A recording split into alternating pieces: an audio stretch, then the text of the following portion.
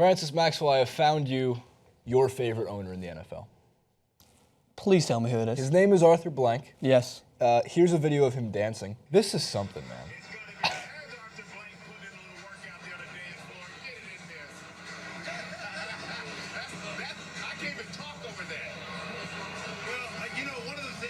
The Falcons owner, when you go to the Super Bowl, right, you can do whatever you want if you're the owner. Like in terms of celebration, you can dance if you can't dance. You're allowed to. Your team has made it. But one of the things that he's done, and I do think this is remarkable. Dan, our EP, sent this over, even though I think he has ulterior motives, and I'm going to get to that later. Arthur Blank is flying and paying for every employee of the Atlanta Falcons to go to the Super Bowl. That's fantastic.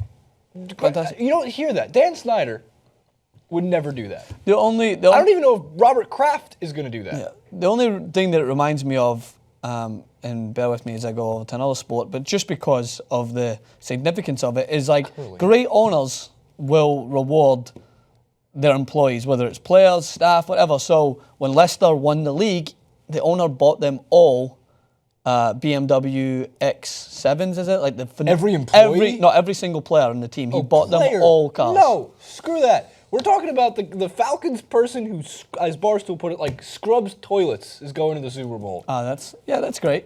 Possibly. I think it's amazing. I mean, and also, but here's the other thing. It's like those employees that, might just be on the accounting side of things. Maybe they crunched the right number, and 4 years later it led to Julio Jones being an Atlanta Falcon. Guess how they get rewarded? They go to the Super Bowl in 2 weeks to watch the Falcons get trounced by the Patriots by 40 points.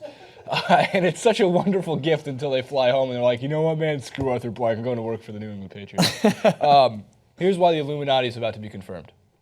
Right, and I think my facts are straight on this one, but I could be wrong. Arthur Blank, co-founder of Home Depot, sits on the board of trustees for Emory University. Mm-hmm. Dan Keston, our EP, alumnus, correct?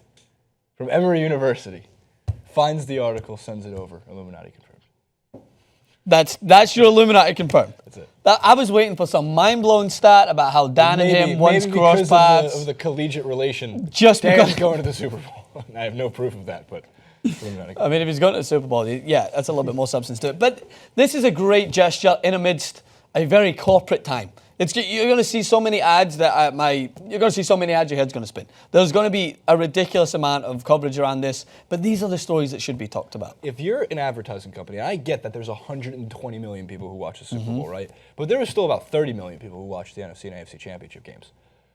Why, if it's going to cost the company, I don't know, 1/10 the price, why don't you just put all the funny ads in the AFC and NFC championship? Just buy out all the ads in the AFC and NFC championship game. It's probably cheaper, even if you bought out a ton of them, opposed to running one that you have to compete with to be the funniest or most dramatic or craziest. Because it's not just, I see where you're coming from, but from an ad point of view, regardless, like it has to be of a certain level of funny, right? You're not going to put one in that's really bad, but even if it's really bad, you're going to be featured in the best, worst ads of the Super Bowl afterwards, and then you're going to be featured in the best ads of the Super Bowl. Regardless, you're going to get more media exposure. I get where you're coming from, like, because I think the average ad is 1 million. I think that's the average price. I think it's gone up because that's what it was when I was in high school.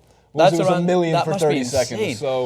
But regardless, you're going to get more exposure than just being in those breaks. You're going to be included in all the lists. Let's run through all the commercials. Like no one runs.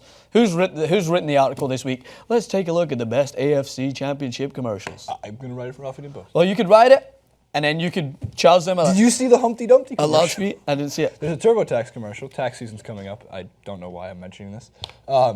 There's a Humpty Dumpty commercial, and it's great. I thought it was hilarious. So, did you see even though these commercials here, the best things are going to be the memes that follow the commercials. And the one that already happened, which hasn't happened in the Super Bowl yet because they're not going, is the people were making memes out of Aaron Rodgers being hit, and they were like, well, see if Aaron Rodgers had Allstate.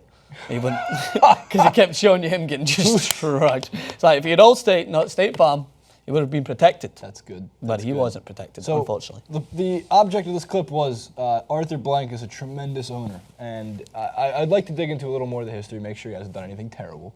But this act of pretty much flying and sending all your employees to the Super Bowl, man, if you have billions of dollars, owning a team is like owning a toy, send your employees to the Super Bowl, man. That's awesome. I think Robert Kraft should do the same thing. I think owners should do this more for a Monday Night Football game. If I had billions of dollars, my employees would not be coming to the Super Bowl. I'd be crying in the box alone because even if I was playing against the Patriots, I'd still lose by 36 points to the Is that what you're covering? Patriots. I'm going to I'm not one for hot takes. But I just do whatever. Hot takes? Falcons. Well, especially in an era where owners are making just the shittiest decisions. This is a good one. He's a co-founder of Home Depot. I mean, you're talking billions Of dollars. He is a billionaire. He's actually worth so much money, he could be in Trump's cabinet. Comment below, like, favorite, and actually, he's not making enough to be in the cabinet. Comment below, like, favorite, and subscribe to the channel, to the video, to Francis, to Jason, everything else in the description box below, and we'll see you next time.